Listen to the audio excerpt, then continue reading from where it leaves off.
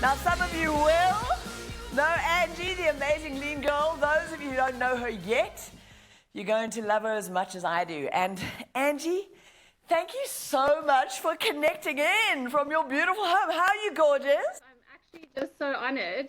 When I was preparing for this session, I was just thinking back to one of the first coffees that I had with you and Gilan. And, I actually even feel emotional now because you were the one that was like, yo, you need to just do it, girl. Okay, cool. And what are your commitments? And I was like, wow, okay, I really got to do this thing. And so, yeah, I'm just so honored to be here and to look back on the journey and see where I started and now be to have the opportunity to present and connect in with all of these cool people. So thank you. Oh, so those of you who don't know Angie yet, she is the founder and the owner of the brand, The Lean Girl. She is the original Lean Girl, the OG of The Lean Girl, but now I've created this, extraordinary movement of really helping women realize that they can live a great, juicy, glorious life in a body that they love, fit and healthy and strong, which isn't about sacrifice and struggle. And there's, Angie and I have quite often talk about these elements around, there's such a parallel between money and food. We consume both of them, and both literally weave through every aspect of our life. We need them as vital inputs, but we can have this complete love-hate relationship, shame and guilt around it, torment. We want to try and control it, but we feel it controls us. And so, Angie, you've now, you've inspired thousands of women that, getting lean doesn't mean deprivation and punishment and sacrifice and struggle. But your own journey was certainly not always that way, being that. What were some of your aha moments that where you shifted, that went, fuck, there can be an and? Maybe you didn't say fuck. Angie doesn't swear quite as badly as I do. She's got a great sense of humor, though. On occasion. So Anne, yeah, I really struggled myself, and that's why I guess can speak from a place of really knowing. So I really struggled with my weight from when I was a teen and probably for about a decade. And I think one of the most game-changing moments was, so what I had done in the past is I was always looking for the quick fix. So I was always looking for the meal plan, the celebrity tips, the detox, how was I going to get this result as quickly as humanly possible. And spoiler alert, that was the very thing that kept me from actually learning about or having a deeper understanding of nutrition and then learning what the foundations are and then actually implementing that. I was so busy. Like, I love the analogy of like splashing. I was just doing a lot of things, but I was basically going nowhere. So I think the biggest game changer for me was when I came to a place of realizing, hold on, there's actually a science to understanding fat loss, and like it's basically maths. So once you understand a few key principles, and I am obsessed with principles because I love the fact that you can have something that's solid and then you can apply it to so many different situations instead of just having something that you're like super stuck in and then it's all or nothing, right? So once I understood that there was a science to it and really started looking at the fundamentals, how could I implement them in my life, it gave me so much more flexibility. And I still had structure, so I didn't feel like I just didn't know where I was going, but I had so much more flexibility to actually enjoy the freaking process, which, when we are in that all or nothing mindset and thinking I have to restrict myself, or I have to, to get results, or I have to YOLO and go crazy and have fun, and that means I don't get results. That's when we put off actually getting started, right? Because I have to choose like, oh, it's going to be so terrible when I start. So learning to incorporate both of those is just such a game changer. And that's what my community is like, oh my God, I haven't had bread for the last, I don't know how many years. And now I'm eating bread and I'm losing fat. Like, how the hell? And actually, I'm staying consistent. So it's finding that balance between, okay, like what are the principles that count? And then how can I apply this in a way that is flexible and fun? Oh, and I love that. And this, there are so many parallels around with our money because this aspect of either deprivation, but I love what you call splashing. I call it the ka-ching event. We've got a society that loves the lottery win, the overnight success. And so it's so seductive to think there is the thing. And we see it in business. Angie's now got an amazing business. We're going to talk about her business as well. But in money, people look for the one investment, the one job, hey, the one partner, the one thing. And what's that hot tip? Which is the crypto that's now going to rescue me and save me and sort it out? And you see this the whole time. Well, I see it, but we all do in the health and fitness world. The protein bar, or, this is the new 5-minute workout hack that you're going to now have this shredded body for life. And I think when we can have that humility or that self-compassion that every one of us, there's a part of us that just wishes there was that fucking silver bullet. I mean, I wish there was that thing that I only had to do 2 crunches and never again in my life. You so desperately do hope that you can find the secret little combo that you haven't tried before that suddenly is going to change everything, and your headspace is going to be right and your body's going to respond and everything is just going to be good. But what I know for sure is everyone that has a lean, fit, healthy body, it wasn't a hack that got them there. It was the foundations, unfortunately. Yeah. No, but I love that. But I think when we can then go, recognize that there's always going to be that part of us that's still going to be looking for it, that silver bullet, that thing to rescue. Go, that's okay, you can be there. But the reality is, boring is beautiful.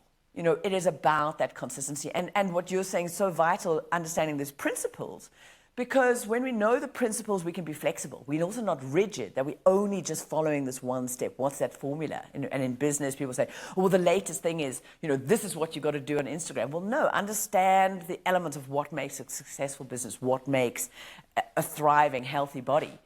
And so, one of the big challenges I've also seen around for myself as well, we've also got the story that to be successful or to work has to be a struggle. There has to be, no pain, no gain, no sacrifices inside. So how have you navigated for yourself and for others that we can actually have a shitload of fun, we can enjoy our food, our money, and our life, and make progress? Yes. And I don't actually think it's even, I feel like it's not an option, because looking after your body, you're going to have to eat for the rest of your life, right? So in my mind, it does make so much sense that you have to do something. Like when you start, you need to ask yourself the question, is this something that I see myself doing for the next forever? Because it is a lifelong journey. And if the answer is upfront no, then it's a no-go strategy. So learning how to actually make it fun, and I think you're also really good at this. I remember when Gilan and I had our initial investment chats with you, and you helped us so much. You were like, you guys are going to make a money date, and it's going to be sexy. And I was like, okay, I think I can get into this. If you actually make it enjoyable and you make it fun. And I think what I also love about having that flexibility and including fun elements into it is I find if I know I can have that chocolate, I don't need to eat the whole freaking thing. I actually find it more enjoyable to know I can have my beautiful, 4 blocks of chocolate and that's enough. And I actually enjoy it more than going totally overboard and then feeling guilty about it and then feeling like, oh my God, now I have to be really strict to make up for it. It's how do you actually include all of the elements, and how do you actually build it in a way that allows you to stay consistent, right? Because often what we do is we just say, you know what? I need more willpower. I need more discipline. And then you go with the most awful plan possible and you just pray to God that you're going to stick to it. And in my mind, that's really not a strategy. You want to work with your psychology, right? Not against it, which is what you're doing when you're constantly thinking, I've got to restrict, I've got to deprive in order to get the results. You're basically just hoping and praying. So that's not really a strategy in my mind. I love that. Absolutely. This, I've got to have more discipline. I've got to have more willpower. And, that dialing down, it's actually quite self-abusive in that way. But as we've been shared that, but I love what you've just said there, that when you're looking at a strategy, a tactic, or a way you're going to approach for your business, for your life, for your money, for your food, for your mobility, if it's not something you're going to be able to sustain and keep doing, then it's a no-go. I mean, what a great decision-making thing right there. Because I'm as guilty as the next in certain areas of my life, like, oh, let's just push through, and then that'll get me over a hump, and then it's going to be easier. But actually, it doesn't get easier because your body just goes into denial. You're going, well, this is just self-abuse. This is just crap. And I think when we really get to see our thriving self knows we're not meant to be abused. We're not meant to be abusing ourselves. And if it's out of alignment of joy and beauty and thriving and side, it's never going to be sustainable. So what a beautiful check in on that. Now, you mentioned that mindset, not working against yourself. You know, and you know, I just love you so much. Your ability to stay consistent, keep things simple, bring this, you know, for your tribe and really get clear to the principles and go through. How do you help people get out of this all or nothing, this mentality? We've spoken a bit about this, but what are the other aspects around not relying on discipline? I guess where I'm getting to is, I know in the money world, I often say I had to learn how to protect my money from me. And there was just a humility in that, going emotions, behavioral sides, to believe that my best self is always going to show up every moment of the day, that I'm going to be that most disciplined version of myself, is just denial. And that's not a river in Egypt. It's, you know, flowing right through me.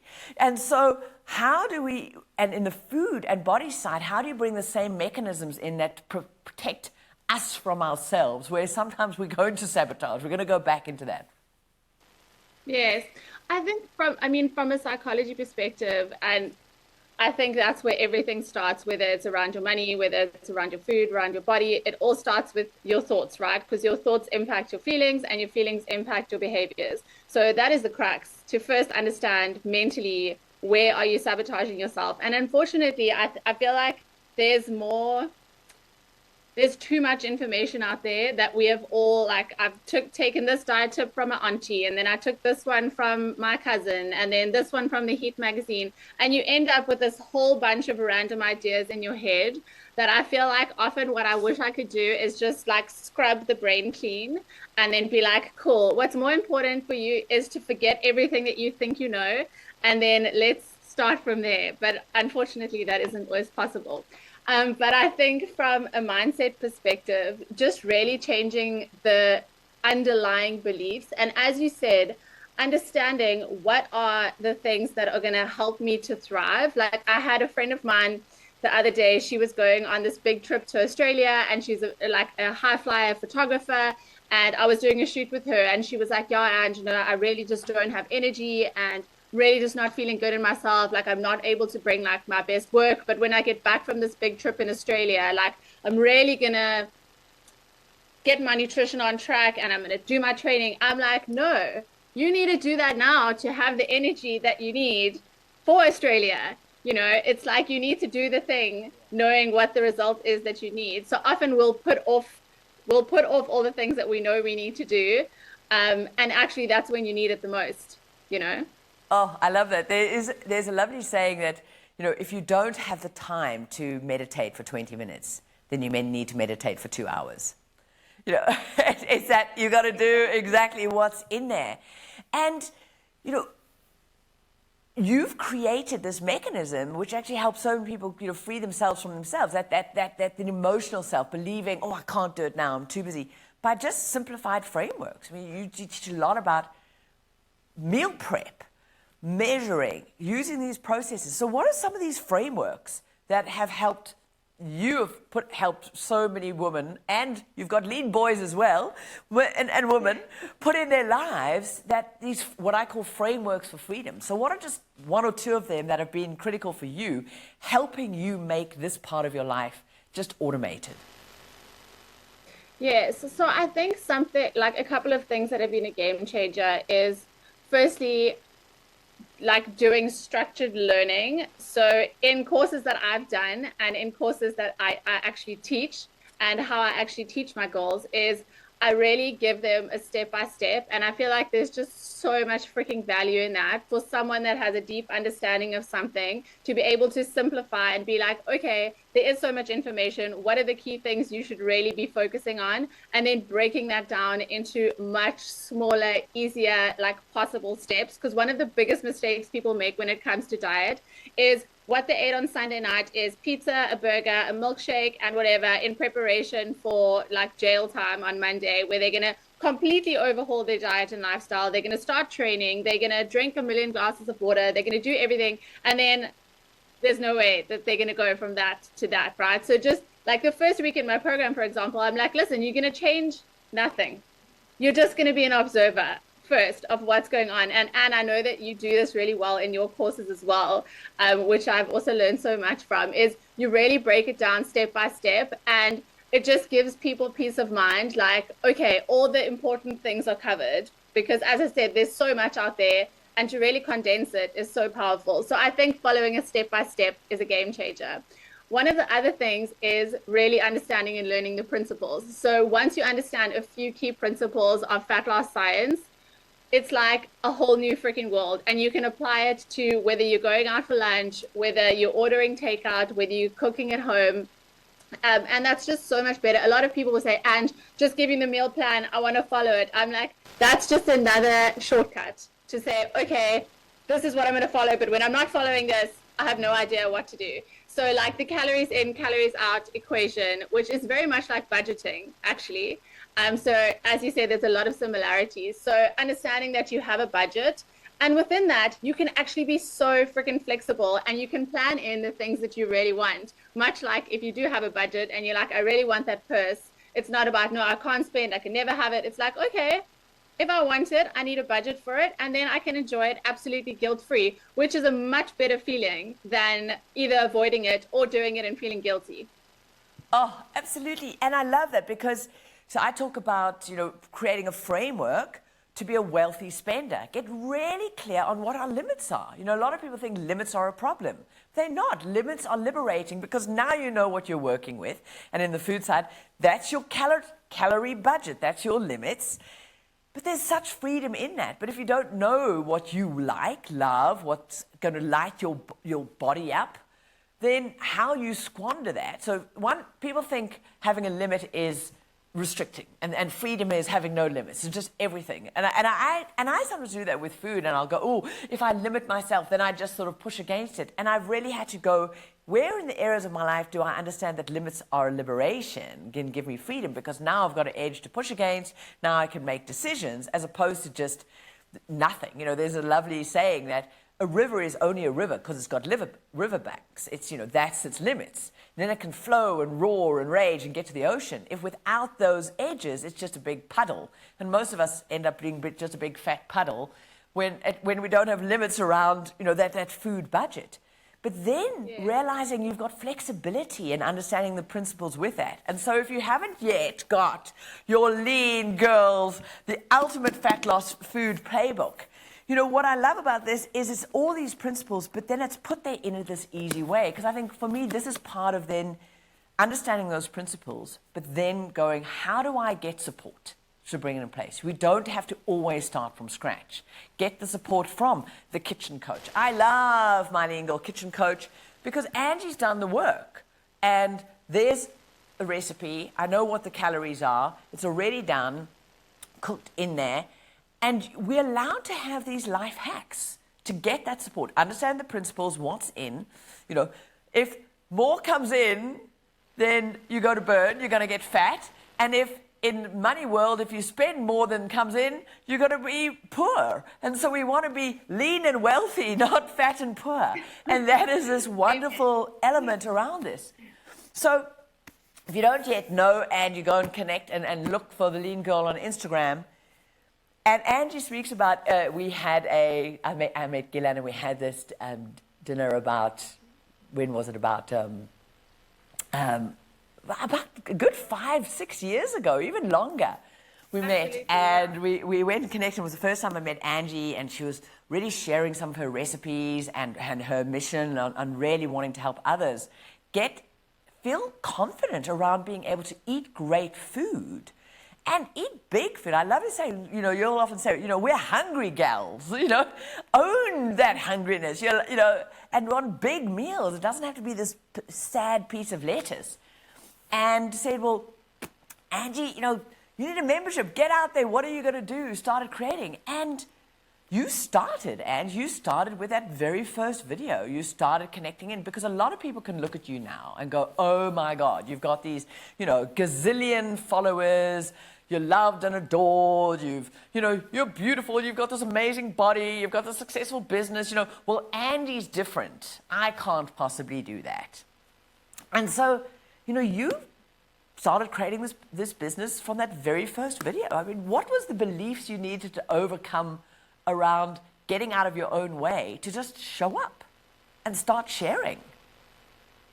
Yeah, so there were actually two like sort of pivotal moments where that happened. So the first one, and it was actually before I met you, when I even learned about online marketing, actually. So it's a funny story because Gilan, my husband, he is very much into personal development, and I must have been, how old? Maybe about 23 at the time.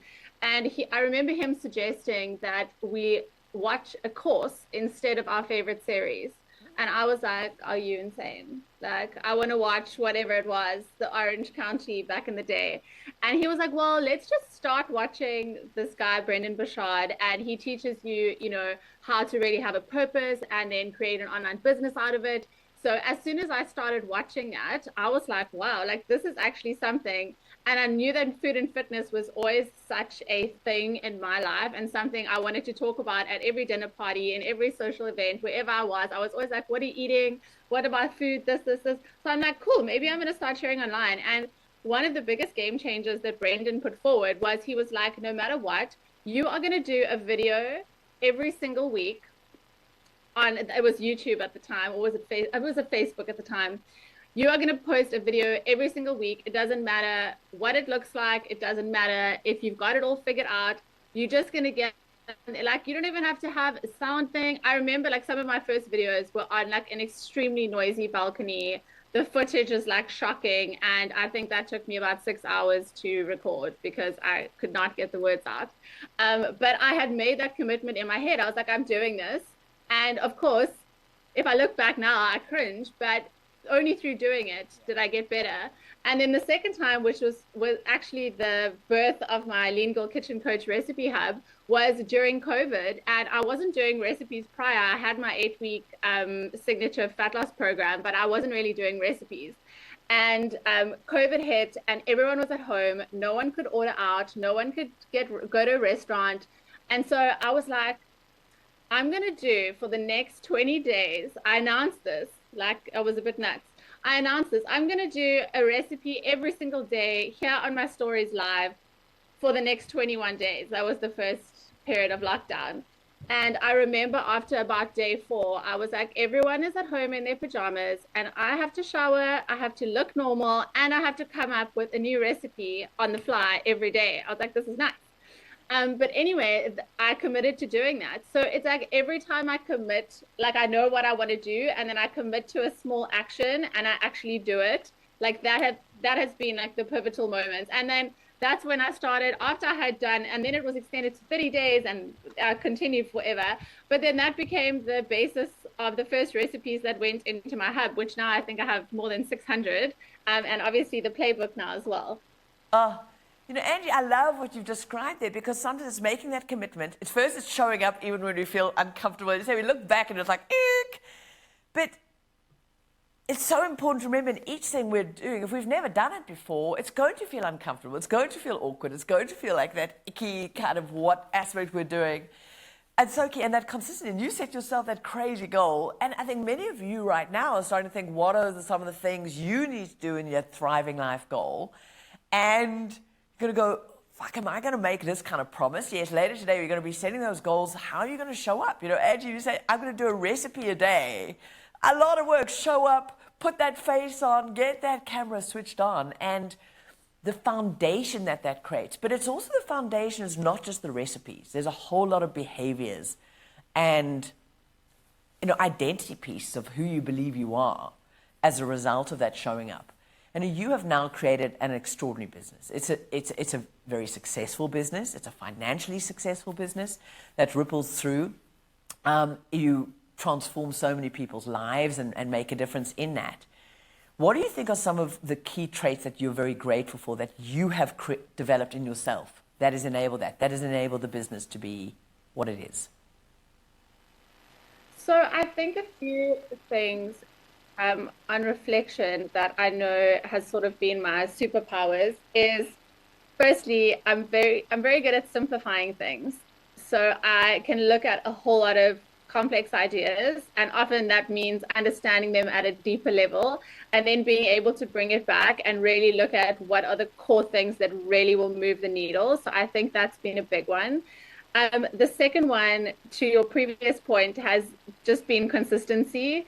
And it's just amazing how a little bit over a long time really freaking adds up. Because, some people will look exactly at my social media now and they'll be like, oh, wow, she just blew up. But actually, I've been posting every day, well, 6 days a week for the last 8 years. So it is that compounding result of all of that. So now I have to step back and I have to remind myself, because even to myself, I can be like, oh, wow, how did we get here? Because it was almost insignificant, but it was consistently like just moving along. And then I think the third superpower I would say is really just to try and make things light and make things fun. I think around topics like fat loss, even money, we do have all of these ideas. And honestly, it can be quite a heavy like topic, and that's why we avoid it or we just don't want to deal with it. So I think just trying to inject the fun back into fat loss and bring a lightness to it. We don't have to take life so seriously. Actually, this is part of life, and so we can choose what context we have, and we can choose to make it freaking fun. So yeah, I would say those are the three. I love that. Absolutely. We get to define the meaning we give to anything. And Angie knows how to show up and be playful. You really do this. It's just have that sense of humor. Don't take yourself so lightly. But you've also described as knowing what moves the needle. And we're in a world where we're bombarded with so many, this is the latest hack, the new thing. We'll go to our masterminds together and we'll be sharing the different things we're doing. And it's so easy to get caught in that bright, shiny object syndrome or that squirrel syndrome. And I see a lot of people going, oh, well, they'll start one thing and then, oh, maybe it's they must go and do the next. They do it investing. Well, and it's exactly the same behavior as we were talking about, believing there's the one thing, that one diet, the one recipe, the one celebrity, I don't know, shake that is going to suddenly magically give them the six-pack or that investment. And so your ability to go, no, what are the underlying principles that move that? What moves the needle in terms of business, health side is absolutely extraordinary. And I'd love you to just share, because and so inspires me, because I can be the bright, shiny object syndrome. I love learning new things and then sharing those and then off to the next one, recreate the next thing. You have on the surface a very simple business model. And I think this is where we can get hooked in our society by thinking simple is simplistic, and it's not. There's unbelievable complexity in simplicity. If we can strip away the noise. So, Angie, you launch once a month, and she opens up and launches for her kitchen coach, and people can join in this membership of the Recipe Hub and get to training for this. And many people go, well, oh, I've launched once. How many times have you launched Kitchen Coach now, would you say? Well, I was actually working out for the Lean Body Lab. If I've been doing it for 5 years and I've never missed a month, is that 60? Well, yeah. Maths is not my strong point. But it isn't. So 60 times, this consistency. And what Angie does incredibly well, and I so want to, one day when I'm big, I want to be like Angie. In terms of experiment, put something out there, see what works, get the data back, refine, and go back out there and do it again, over and over. And I guess this is the ultimate secret sauce of fitness, of health, of food, refine. And when we keep chasing novelty, well, the next meal, and in fact, as humans, we only need a few core things that we do well. And literally, Angie has launched the same product. She's refined it, she's grown it, used a very similar launch model 60 times over 5 years. Now, that is why she has got to the business she's got. She has an incredible tribe of raving fans, people lives have just been absolutely transformed. If you look in here, I mean, it is just quite magnificent. I'm trying to find the page where you've got all the transformations. I'll find it later. Of people whose lives transformed.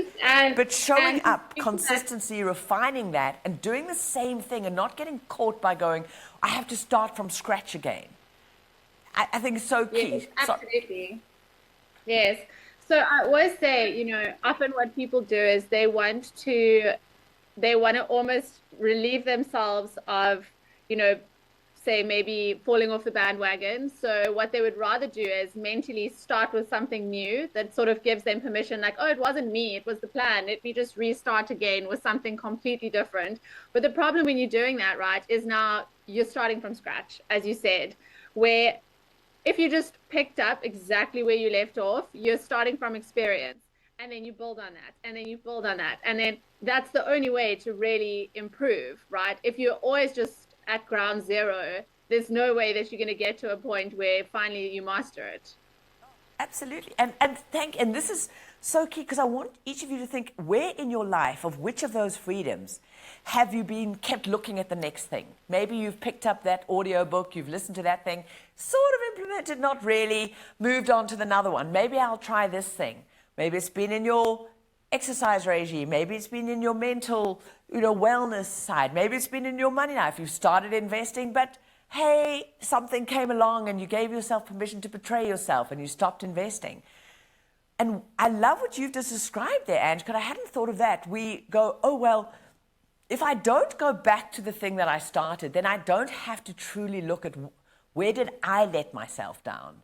I can say, that strategy didn't work for me. I hadn't really thought about that as this powerful delusional element. And Angie literally goes back and refines and grows. And this is it. We experiment, we adjust.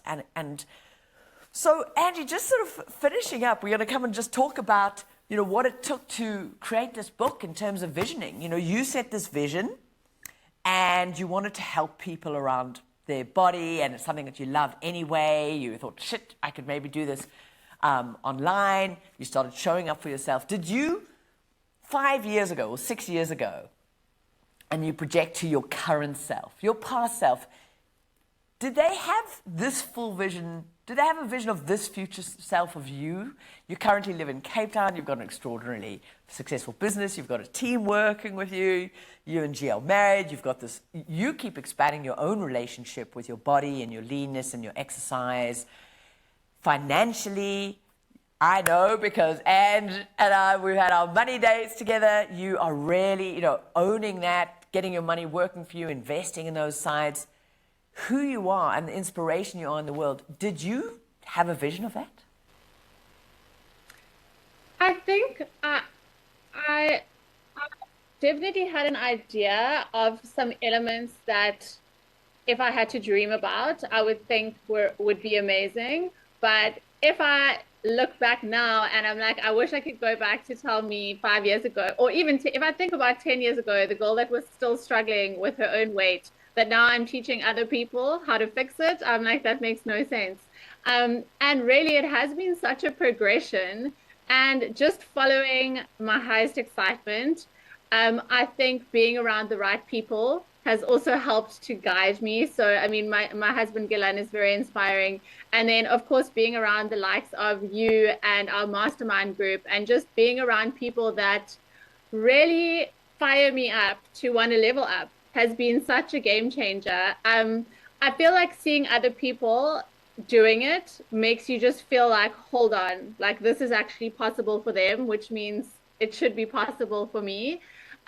So whenever there's been something that I want to master, or something like the next step that I want to take, I often lean on people around me, and or I learn from someone online, or I take a course, and I really like, yeah, I tackle it head on. But anyway, that was a bit of a distraction to your question.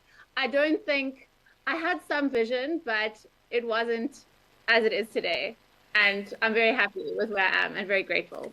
You know, I so love this because this is the paradox we've all got to grapple with.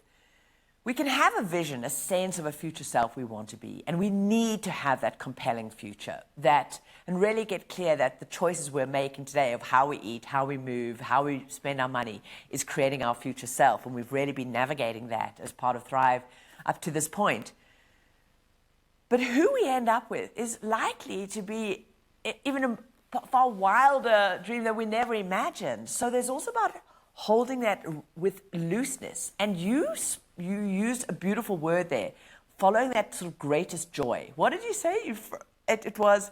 Highest excitement. Yes. Yeah, that path of excitement. Are we checking in each day? Am I still showing up in a way that I'm excited about my life? Where's that thread? Where is life calling me? Where's that excitement? And we can also bring that into our life, because you know how to bring that in when the tough work has to happen. And so I love it. We have that vision, but let go of exactly how it's going to form. And, you know, that or something even greater. And so I can't wait to see what's going to be in the next 10 years. Now, I think it was maybe in March last year, we had one of our masterminds, and Ange says she really wanted now to bring a physical product in the world, to create a recipe book. We all said, yes, you will, hot seating. You need a book, you've got to have this recipe book. And many people will say, oh, okay, I want a recipe book, so I'm going to go and find a publisher, and somebody else must do the work. You know, let's go elsewhere. But Angie went, no, I want this, I'm going to create it. So Angie, how did this go? Give us a quick story of how this went from just that seed of possibility, you and your team staying focused on this, to the birth of this. So yeah, I mean, it did start at the mastermind, and everyone's encouragement were like, yes, you need a book. And then I also got some great ideas from people that had already done it. Like, you also have your book out. And so I got some good insights. So I was like, okay, cool. I think I got this. And similar to the COVID story, because I shot all the recipes myself in the book because I wanted them to be simple, and this is everyday food you can make in your kitchen, nothing fancy, nothing special food photography or anything. So I remember shooting the first recipe and how long it took me to actually do it. And I was like, just 99 more to go. And we had set the deadline for, you know, when we wanted the book to go out. And there was a lot of new things I had to master, because from digital products to a physical product, a completely different ball game. So there was a lot of new things that I had to do. But like I did when I built my online community, I was like, girl, one recipe at a time. So every week I had my schedule. I knew, cool, this is how many things I need to do. And I just broke it down into, you know, chunks. And yeah, it did take perseverance. It took some days where my kitchen was like 20 bombs had hit it. Thankfully, our deal, my husband and I, if I cook, he packs the dishwasher. And he gets to eat the food. So I feel like that's always a good deal. So he helped me with that. And then, yeah, the team really stayed focused. So we were like, cool, this is what we need to do. Everyone was clear on what you need to do. And then I think that is really when you are able to take action, when you have clarity. Because when you don't have clarity, it's very wishy-washy. Like, I don't know, yeah, we're working on this. It could take a year, it could take 2 years. We had our plan of action, and then we each had super clarity. Cool, every month, what did we each have to do? And then, yeah. Kaboom. Kaboom. And Angie's literally described in a very similar way Brad did. You know, we can have that vision. You could see that there, but you had to break it down. Oh, it's 100 recipes. Okay, one recipe, 99 to go. You know, show up. How many are you going to do a week? How many are you going to do a month? Schedule it, and you just keep showing up day after day. And before you know it, and get stuck in, and literally Ange and her very lean but mighty team, and I think that's also inspires you know how to get value from people, time, money, resources, and focusing. But this is really key. You also mentioned a very clear thing, important thing, was clarity as to what your priority was. Because I think a lot of people try and take on too many things at the same time out of not wanting to commit and choose to really giving all their time and attention and energy to one or two things. and then they never achieve anything because it's dissipated, and they just keep moving between that. So just as we're sort of finishing up, how do you stay focused on those one or two things and not get distracted? Because you're at the stage now, you're getting phone calls, opportunities come in, and so learning how to protect your clarity so you don't get distracted is so important. It's a bit like learning not to, get distracted by those extra bar of chocolates. But that is also one of your superpowers. Not only staying consistency, committed, clarity, but not getting distracted. How do you do it, Ange? I think if I have to reflect, I always have a goal of what I'm working toward. And then it's quite easy to say no to other things when I fully am invested in that goal. I'm like, I know that I have to make this happen. So everything else that doesn't align with that, it's parked, maybe later. But I think that really helps me stay focused. And I feel like also like having a team and us all coming together and committing to that, like actually putting it out there, like this is what we're doing, this is what we're all focusing on, then it's easy for us to turn away the other opportunities because we can easily do a fact check. Like, is this contributing towards this? If it's not, it's a no-go. So I think having that certainty and having that direction really helps you with confidence to say, cool, that's a not now. Like I have a bigger picture here, and this is just going to be a distraction. No, I love that. And this is why it's so vital. And I've been taking loads of notes because Ange has just given you a lot of the absolute secret sauce to really living your thriving life, creating these goals, getting these things to actually realize, getting them past beyond just that dream or a few smatterings in paper. So now, Ange, this is one of the few signed copies of The Lean Girl. And we've got some giveaways here.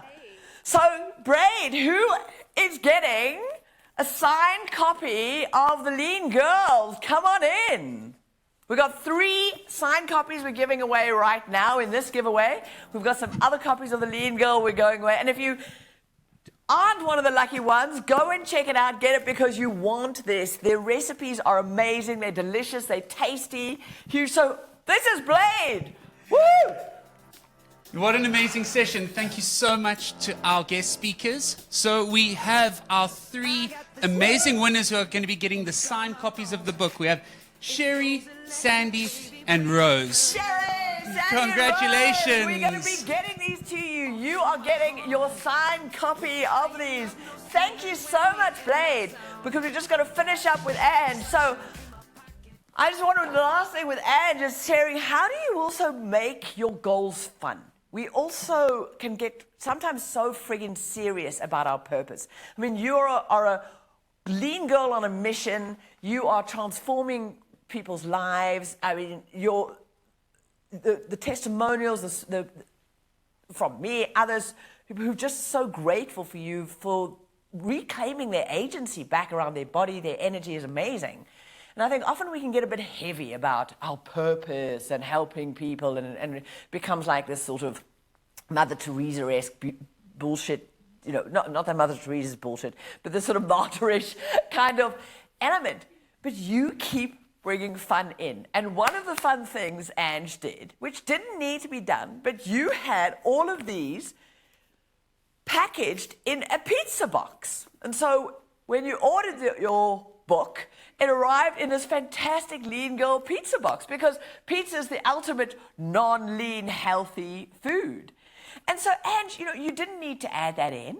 It was definitely an extra cost, extra complexity, but so much fun. So tell me why you did that and what is these elements of how do you know why that is so vital to keep you and your team delighted and your tribe in this? Yeah, I think context is so important, and it's something that I'm very intentional about. And I think even just the moment of the book arriving, not like, oh, this is another thing I'm going to have to follow, or it's not going to be food that I enjoy. It's like, hold on. Like, so the whole concept of the book is supposed to be your favorite crave-worthy foods, but made good for fat loss. So in there's pizzas, it's burgers, it's pancakes, all the things that we love to eat, but really high protein, low calories, so really good for you. And so I wanted to just, have them start that moment and start that journey with, hold on, like, yeah, this can actually be fun. Just the same excitement of when you receive your pizza. Now you have 100 delicious things that you can make. And I think, yeah, actually being intentional about your context. And this is something that I do often with my team. It's something that I do when I'm going into meetings. Even before I start creating content, I think to myself, what is my frame? What is my frame that I want to walk through when I enter this journey, when I enter this content creation, when I enter this meeting? And I think having that context of, how can I bring the joy? Like, how can I bring the fun? Like, what is it that like, even meal planning, for example, or meal prepping, people will be like, oh, I hate cooking. It's the worst. I'm like, how about you put your favorite jams on, you pour yourself something delicious, like romanticize that shit, like it's up to you. You get to decide, am I going to do it like begrudgingly, or am I going to put the cute pink sparkly frame around it? And the action steps are the same, right? But the experience is totally different. God, I love that. You get to determine that frame. What frame is it? Yeah, we're going to have to chop wood, carry water. We need to eat. Let's eat in a way that we love ourselves. Let's spend our money in a way that we love ourselves. And thank you for bringing yourself, your pink sparkly frame around this. And Ange took it a whole nother level. She got herself a pink Vespa in the Lean Girl Colors brand. I can say that Ange is a very shit scooter rider. We're going to have to teach her some motorbike skills. Not one of my strengths, Anne. But she got on there, and Ange went and delivered some of these books to some of her tribe. How can you make the goals, the things you've got to do, the times when it is going to require showing up at another level? I love what you say. You're going to have to do it, but you get to determine what that experience is going to be. Is it going to be joyful, fun, playful? Because a lot of people say, well, Anne, I don't know, I don't necessarily love what I do. And we say, well, how could you love it? How do you show up in a way that brings that joy and love? So Angie, thank you for bringing the joy, the love, your amazing success, and thank you for showing up in the world like you do, because it inspires me and so many others. And thank you for doing the work to bring this amazing book to life. And I just love it. Thank you, Anne. And I've just got to say, you have been one of my biggest inspirations. And I must say, I feel like maybe you like the fun side in me, because you are one of the most fun, enthusiastic, like energetic people that I know. And I think even when you've spoken to me about investing and money stuff, you've also brought such a fun to it, such a clarity, like you can do this, like you can make it happen for yourself. And I think that has given me the confidence to also go and do the same thing. So I just want to throw that back to you. And say thank you for being such an incredible inspiration to me. Oh, love you all. And can we give a huge, big, juicy Lean Girl love to the original Lean Girl, the amazing Angie Dublin. Woo! Hell